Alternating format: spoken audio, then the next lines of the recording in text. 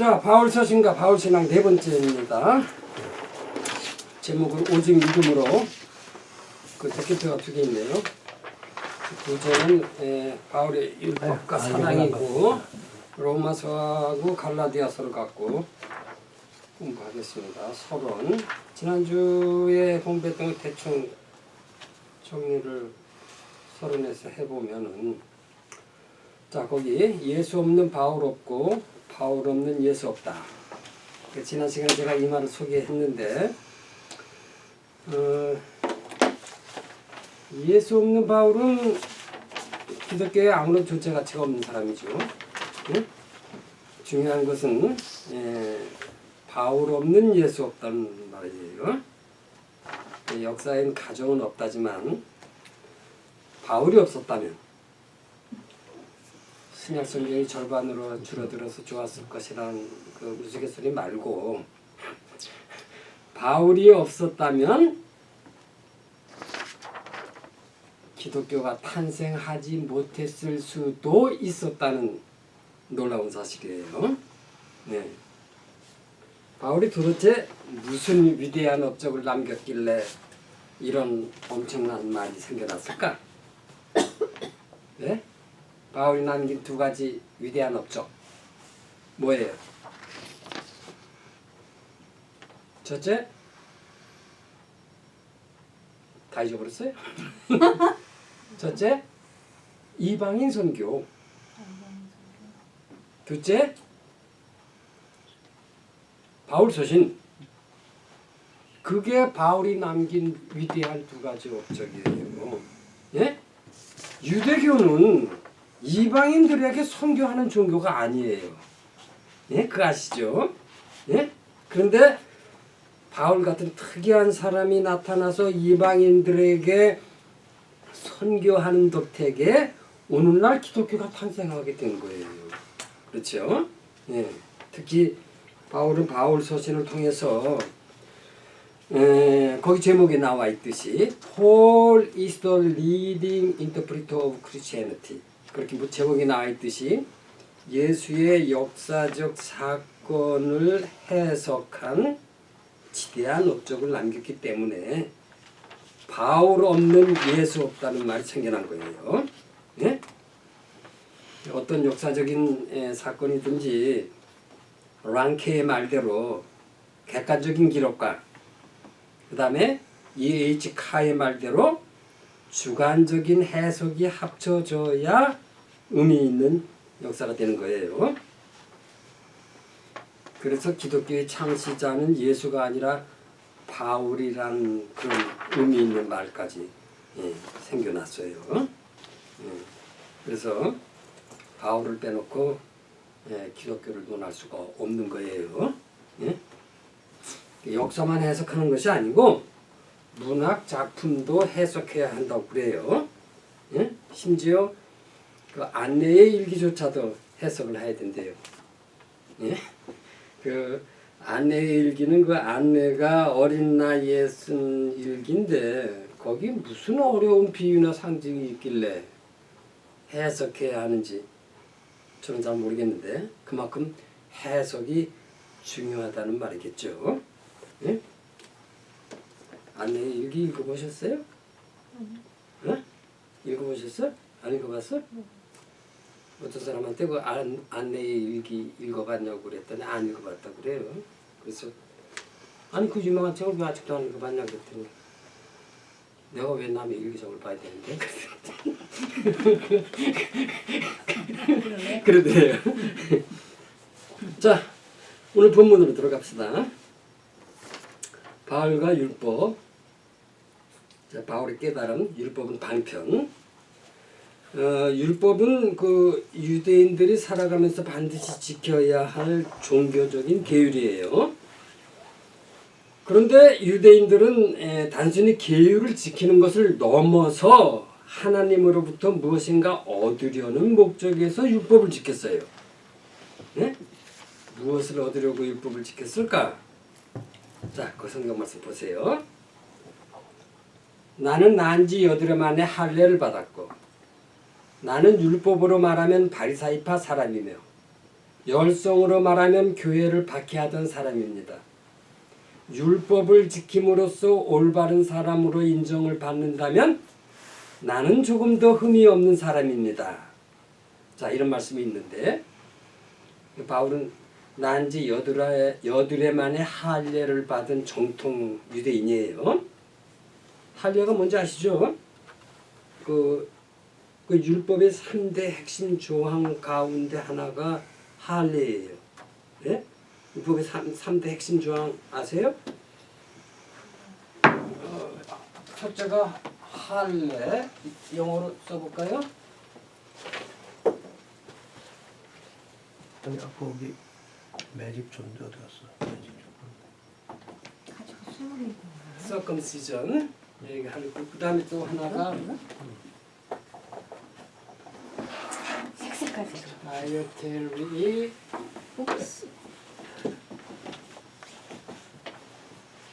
이거 한국말로 dietary restriction 막 음식 정결법 아마 그렇게 번역을 할 거예요. 그 다음에가 음식 절제.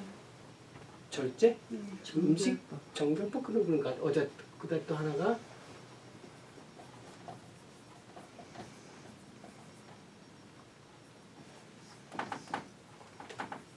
세브스 observance 안식일 준수 이게 율법의 3대 핵심 조항이에요. 그 많은 율법 중에 가장 중요한 게 이거라는 거지. 첫째가 할례라는 거예요. 그러니까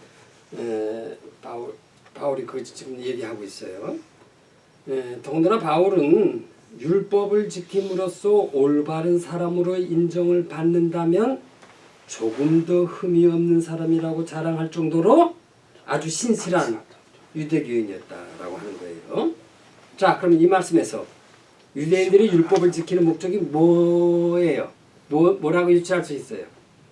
올바른 사람이지. 예, 뭐요? 올바른 사람으로 인정받기 위해서 율법을 지켰다는 거예요. 유대인들은. 예, 올바른 사람으로 한자로 쓰면 올바른 사람 한자로 쓰면은 의인. 예, 의인, 예, 의인. 영어로 the righteous man, 그죠? 뭐에 반대말? 악인. 죄인의 반대말. 죄인의 반대말. 예? 유대인들한테는 죄인이 그게 특별한 의미가 있는 거예요. 왜요? 유대인들은 다 나면서부터 다 죄인인 거예요. 그들의 그 전통이. 근데 그래서 그 죄인에서 어떻게 돼야 되는 거예요? 의인으로 인정을 받아야 되는 거예요. 하나님한테. 그렇죠? 예. 하나님으로부터 너는 이제부터 죄인이 아니고 의인이다 라고 인정을 받기 위해서, 다른 말로 말하면 우리가 흔히 말하는, 다른 말로 말하면 구원받기 위해서, 예, 구원받기 위해서 어떻게 했다? 유대인들은 율법을 지켰다. 예? 그래서 유대인들이 율법을 지킨 이유와 목적은 뭐요? 구원을 받기 위해서. 예? 그런데 바울은 거기서 뭐라 그랬어요? 의인으로 인정받는다면, 그 부정적인 뉘앙스로 말하고 있죠. 의인으로 인정을 받는다면이라고 부정적인 뉘앙스로 말하는 걸 봐서 율법을 지켜서는 구원을 받을 수 없다고 지금 암시하고 있어요. 그렇죠? 예. 너희들은 그렇게 생각하지만, 그렇게 믿지만 의인으로 인정받는다면 나는 조금 더 흠이 없는 사람이야. 근데 율법을 지켜서 의인으로 말하자면 구원받는 거 아니다라는 말을 지금 하고 있어요. 그렇죠? 예? 왜 율법으로 구원을 받을 수 없다는 것일까? 바울이. 예? 율법은 구원의 수단, 즉 방편이지 율법이 구원에 이르는 지름길이 아니라는 거예요. 예? 그 불교에서 깨달음을 얻기가 어려우니까 대신 삼천배나 탑돌이 같은 것을 하거든요. 그것을 방편이라 그래요. 네? 아시죠? 방편. 예. 그러니까 율법은 방편이라는 거예요. 저희 바울의 얘기가. 그러니까 율법으로 구원을 받을 수 없다. 이게 바울이 깨달은 첫 번째 율법에 관한 태도예요. 뭐야? 첫째, 율법은 방편이다. 예. 네, 두 번째, 바울이 깨달음은 두 번째, 율법은 뗏목이다. 그 율법에 대한 바울의 또 다른 입장은 율법은 방편처럼 구원을 위해 필요한 것이기는 하지만, 그러니까 방편 필요는 한 거예요. 필요한 것은 필요한 것이기는 하지만 결국은 구원을 위해 버려야 할 것이라고 강조하고 있어요. 예? 도대체 왜 율법을 버려야 한다는 것일까? 거기 자 성경 말씀 보세요. 율법을 지키는 것으로는 아무도 하나님과 올바른 관계를 가질 수 없습니다. 하나님과 올바른 관계를 갖는다라고 하는 말도 조금 전에 의인 올바른 사람으로 인정을 받는다. 그거와 똑같은 말이에요. 그러니까 뭐예요? 다른 말로 구원을 받는다는 뜻이란 말이에요. 그러니까 하나님과 올바른 관계를 가질 수 없다. 구원을 받을 수 없다. 율법은 단지 무엇이 죄가 되는지를 알려줄 따름입니다. 그랬어요. 예. 왜 율법으로 구원을 받지 못한다고 말하고 있어요? 왜냐하면 율법은 단지 무엇이 죄가 되는지를 알려줄 따름이다라고 하는 거예요. 예? 따름이라고 하는 것을 우리가 말할 때 율법은 뭐뭐하기 따름이다라고 하는 것은 하찮은 것이다라는 의미가 담겨 있죠. 그죠? 그건 뭐뭐 할 따름이다. 그러니까 율법은 무엇이 죄가 되는지를 알려줄 따름이다라고 하는 것은 그거는 한때는 필요했지만 이제는 그 역할이 끝났으니까 결국 버려야 할 것이다라는 의미예요. 그렇죠? 예. 그 불교 초기 저기 경전에 그 금강경이라고 하는 게 있는데 거기에 그 뗏목을 지고 가는 여행자 이야기가 나와요. 어떤 사람이 먼 길을 가다가 목적지에 거의 도달했을 때 큰 강을 만났어요. 어떻게 강을 건널까 고민하다가 자기가 몸소 뗏목을 만들어서 그 뗏목을 이용해서 그 강을 간신히 건넜어요. 그런데 이 사람은 그 뗏목이 너무 고마워서 그 무거운 뗏목을 짊어지고 목적지까지 갔다는 거예요. 그게 금강경에 나오는 뗏목을 지고 간 여행자라고 하는 거예요. 부처님이 하신 말씀인데 무슨 말씀을 하려는 거예요? 예? 뗏목의 역할은 강을 건너게 할 따름이지. 예? 강을 건넜으면 어떻게 해야 돼? 뗏목의 역할은 끝났으니까 그걸 버리고 가야지. 그 무거운 것을 그냥 지고 가는 사람은 어리석은 사람이다 라는 말을 지금 부처님이 하고 있는 거예요. 예. 율법은 내가 구원을 향해 길을 가다가 죄의 강을 건넜을 때, 예? 죄의 강을 만났을 때, 그 죄의 강을 건넜으면, 예? 건너게 하는 그 역할을 누가 하는 거예요? 뗏목이 하는 거예요. 죄의 강을 건너게 하는 건 율법이 하는 거예요. 그렇죠? 예. 그러니까,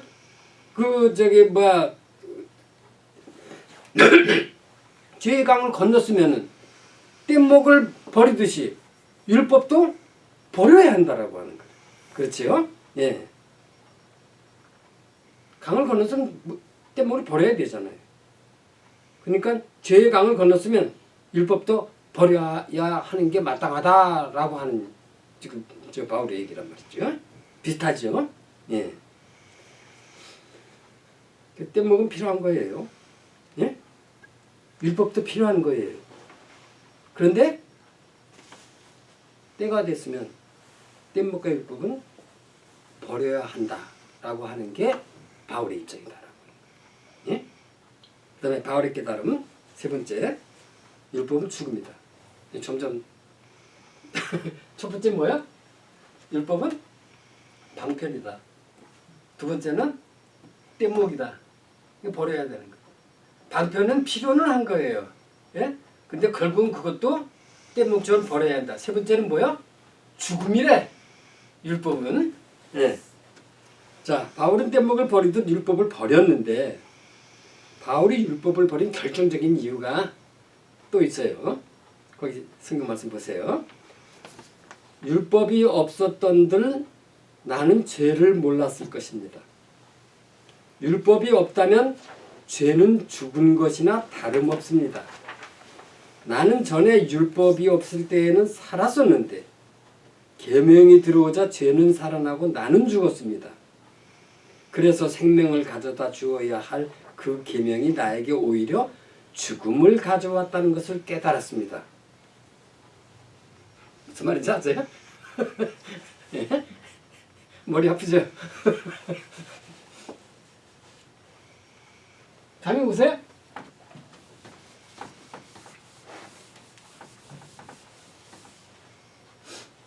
그 죄형 법정주의라고 하는 불교 법률 용어가 있어요.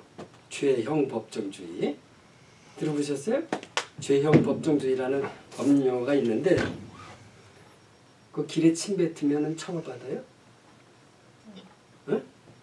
한국에서 받지 않나요? 아니, 벌금? 아무 한국이나 여기나 길에다 침을 뱉으면 처벌받아요? 아니요. 안 받죠. 왜? 왜 안 받아요? 법이 저쪽이 돼야죠. 예? 왜 안 받아요? 그 행위가 죄라고 규정한 법률이 없기 때문에 안 받는 거예요. 그걸 죄형 법정주의라고 그러는 거예요. 그죠? 병범죄 있어요. 범죄. 법령에. 거울서 거기 앞에 있는 거. 이거.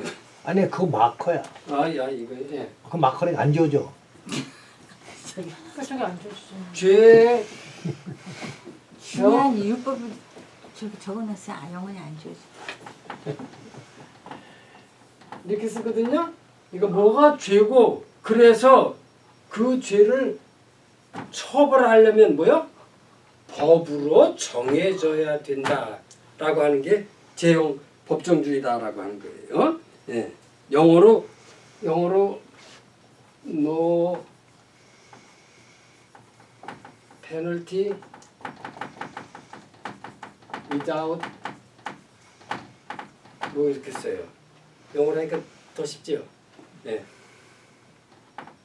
법률 없이 페널티, 노 페널티다. 이거 라틴어를 번역한 거거든요. 영어로 라틴어를. 그러니까 이런 말이 언제 있었다는 거예요? 로마 시대 때. 2000년 전에 로마 시대 때 이런 사상이 있었어. 기가 막히죠. 네. 처음에 이제 그랬어요. 네. 그 로마가 오늘날 서양 아니면 전 세계에 그 물려준 유산 가운데 여러 가지가 있는데 그 중에 하나가 법이요. 지금 법체계가 다 로마 시대 때 시작입니다. 지금 세계 3대 법전이 뭐예요? 로마법. 두 번째가 유스티니아누스법. 그것도 동로마. 세 번째가 나폴레옹 법전. 그게 다 로마에서 온 거예요, 법이. 오늘날 미국에 아니면 한국까지 모든 행정 체계가 다 로마의 유산이야. 그렇죠? 하다못해 도로나 건물도 다 로마의 유산이야. 오늘날 우리가 쓰는 올라스모punto 1월달, 2월달, 3월달, 4월달 다 로마의 유산이야. 또 이름도 존 F 케네디 이렇게 세교를 하는 것도 다 로마 사람들의 유산이요. 다 그게. 예, 지금 로마의 문화 없이 서양 문화 거의 없을 정도로 모든 뭐 생활 습관이라든가 뭔가 다. 또 하나 있죠. 로마가 물려준 유산. 오늘날 서양에 아니면 전 세계에 법, 도로, 건물, 군대, 제도, 뭐 월화수목금토 지금 몇 년이야? 2022년. 그것도 로마가 그리고 일요일날 쉬잖아. 그것도 로마의 유산이야. 다. 이 또 하나 있잖아. 뭐 아주 중요한 거. 예? 모르세요? 뭐 있어? 지금 로마가 우리 인류에게 지금 현재 인류에게 물려준 여러 가지 중에 아주 중요한 게 또 하나 있다니까. 화폐? 뭐 화폐도 그러는지 모르겠어. 기독교! 아 너무 질문이 창해갖고 기독교가 로마 가부터 물려준 유산이란 말이지. 맞아. 지금도. 예. 아무튼 지금 길거리에다가 침 뱉는 건 죄가 아니지만 그것이 죄라고 법률로 정해지면 그때부터 처벌을 받으니까 조심하고 신경 써야 되는 거예요. 그렇죠? 예. 그 김영석 교수 아시죠? 김영석 교수라고. 예술교학교. 아직도 살아있어. 그치. 그 교수님이 그 강의할 때 한 얘기가 내가 아직도 기억하는 게 있는데 그 자기가 미국에서 공부를 할 때 하버드 대학원 나오는데 한 번은 자기하고 한국 사람 한 사람하고 그 옆에 미국 사람 3명이 이렇게 길을 가다가 자기 옆에 있던 한국 사람이 길거리에다 침을 탁 뱉더래요. 그랬더니 자기 옆에 있던 미국 사람이 뒤로 살짝 빠지더니 주머니에서 손수건을 꺼내더니 그 침을 닦더라. 네? 그런 얘기를 한 적이 있어. 그래서 나는 미국 오기 전까지만 해도 미국 사람들은 다 그러는 줄 알았어.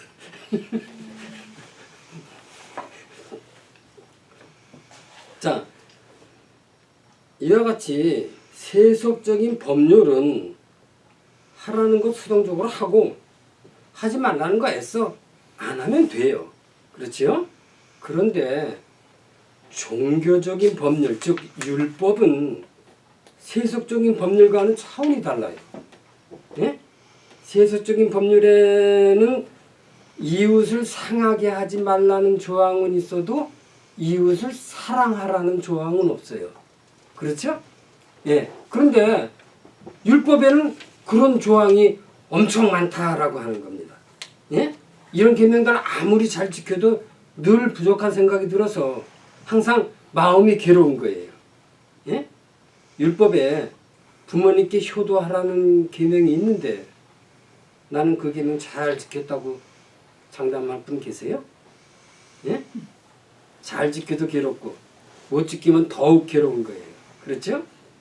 이런 괴로운 상황을 바울은 뭐라 그러냐면 지금 우리가 방금 읽었던 성경 말씀처럼 나는 전에 율법이 없었을 때에는 살았었는데 계명이 들어오자 죄는 살아나고 나는 죽었습니다 라고 은유적으로 표현하고 있는 거예요. 예? 그래서 바울은 생명을 가져다 주어야 할 그 계명이 나에게 오히려 죽음을 가져왔다는 것을 깨달았다라고 한탄하고 있어요. 예? 여기서 나는 죽었다라는 말은 정말 생물학적으로 죽었다는 말이 아니고 내 존재가 무너졌다는 의미를 수사학적으로 그렇게 표현한 거예요. 예? 우리도 어려운 처지를 당할 때 뭐라 그래요? 아이고 나 이제 죽었네 그러잖아요. 예, 그런 말처럼. 그러니까 바울은 생명을 가져다 주어야 할 율법의 계명들이 죽음을 가져온다는 진리를 깨닫고 또 이렇게 한탄을 해요. 거기 보세요. 나는 과연 비참한 인간입니다. 이 정도예요. 누가 이 죽음의 육지에서 나를 구해줄 것입니까? 예. 무슨 말씀인지 아시죠? 율법이 그렇다는 거예요. 예, 이렇게 내가 한탄할 정도로. 예? 아니 율법이 없었을 때는 그런 걱정 안 해도 되잖아. 침 뱉지 말라는 저 조항 없으면 막 침 뱉고 내가 자유스럽잖아요. 근데 그거 법률로 정해지면 어떻게 해야 돼? 신경 써야 되고 몰래 뱉어야 되고 죄책감 느끼고 그런단 말이지. 율법이 그렇다라는 거 하는 거예요. 오히려 나한테 생명을 갖다 주는 게 아니고 나를 죽음으로 자꾸 이렇게 몰고 간다라고 하는 엄청난 말을 지금 하고 있어요. 제가 성경 말씀 이 말씀을 읽으면서 누구가 얼뜻 떠오르냐 하면은 그 실존주의 철학의 선구자 누구? 그러니까 선구자는 아니지. 대단한 실존주의자지만 실존주의 철학의 선구자 키에르케고르. 예, 그 사람의 생각이 나더라고요. 그 키에르케고르가 자기가 젊었을 때 아름다움을 추구하기 위해서 방탕한 생활을 즐겼어요. 근데 아무리 방탕한 생활을 즐겨도 계속 절망을 해 자기가. 그래서 그 다음엔 안 되겠구나 해가지고 이제 윤리적인 삶으로 바꿨어.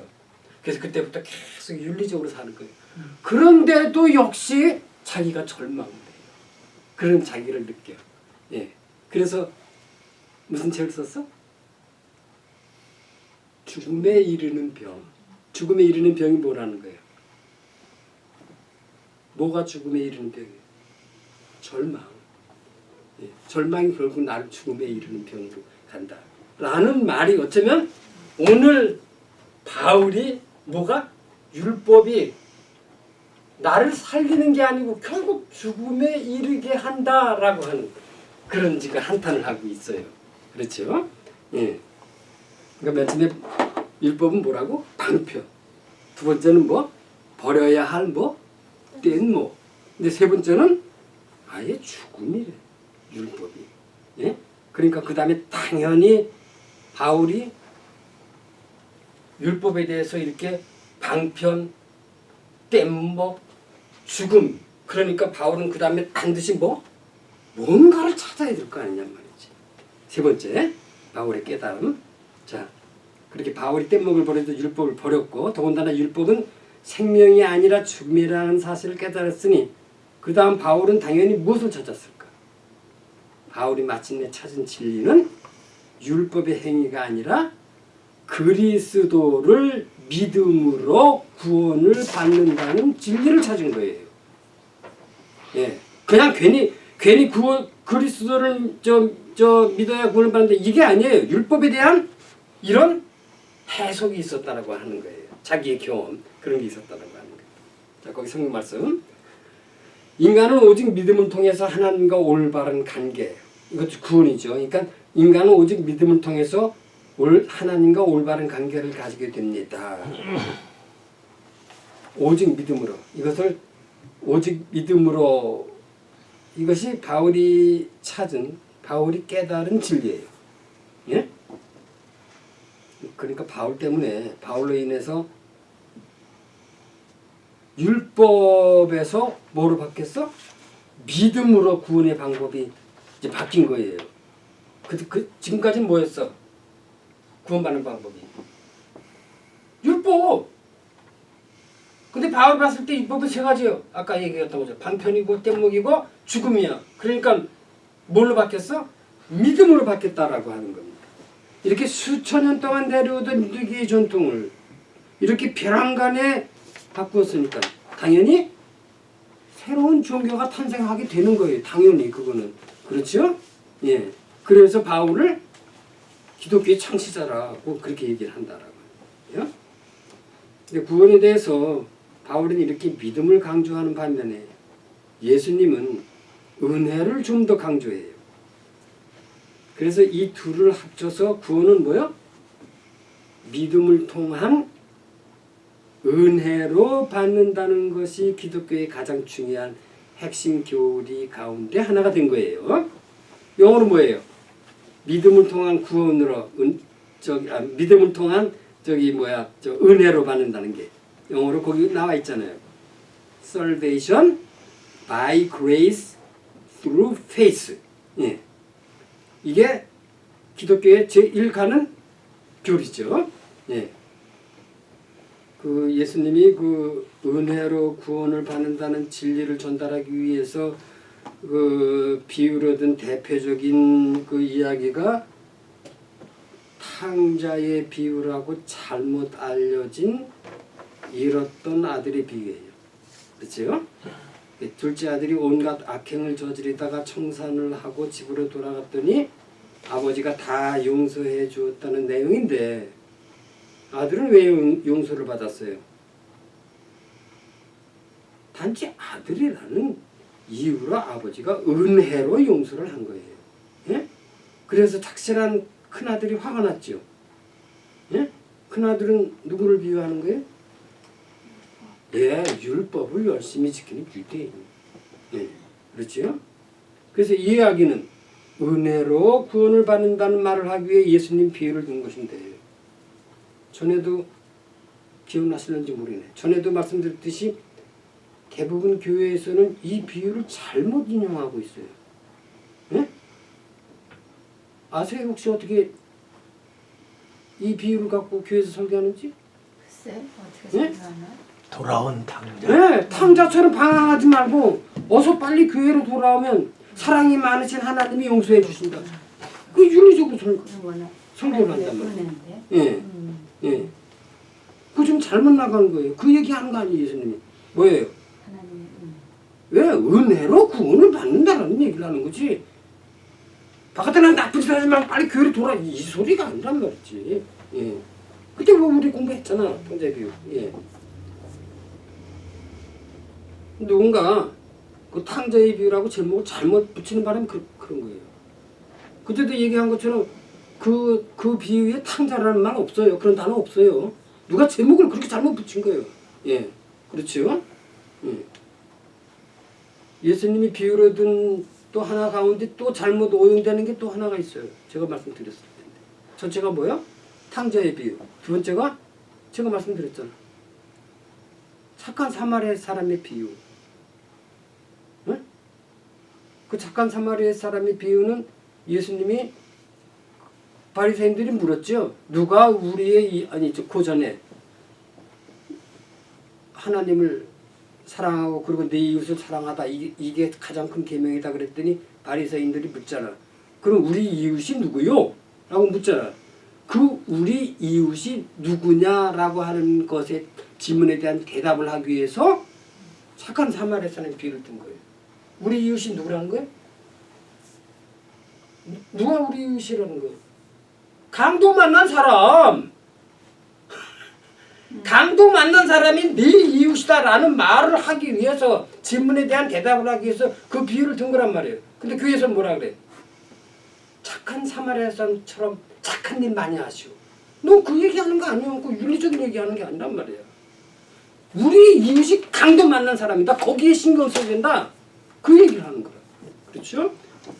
말하자면 지금 딴 데로 샜네. 지금 은혜 얘기를 하다 왜 잘못 오용되는 게 있다. 그렇죠? 자, 그 다음 네 번째. 바울의 도노 점수. 이거 엉뚱한 데로 갔네. 바울의 도노 점수. 자, 진리를 깨닫는 지성과 영성. 자, 지난 시간에 진리를 깨닫는 두 가지 철학적 방법을 우리가 공부를 했는데 뭐예요? 네? 진리를 깨닫는 두 가지 철학적 방법.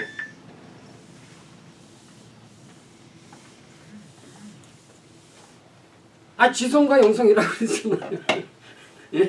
지성과 영성. 예. 근데 중요한 것은 어떤 진리를 깨닫기 위해 지성만 사용하면 안 되고 또 영성만 사용하면 안 되고 이 둘이 서로 조화를 이루어야 한다고 우리가 공부를 했어요. 그렇죠?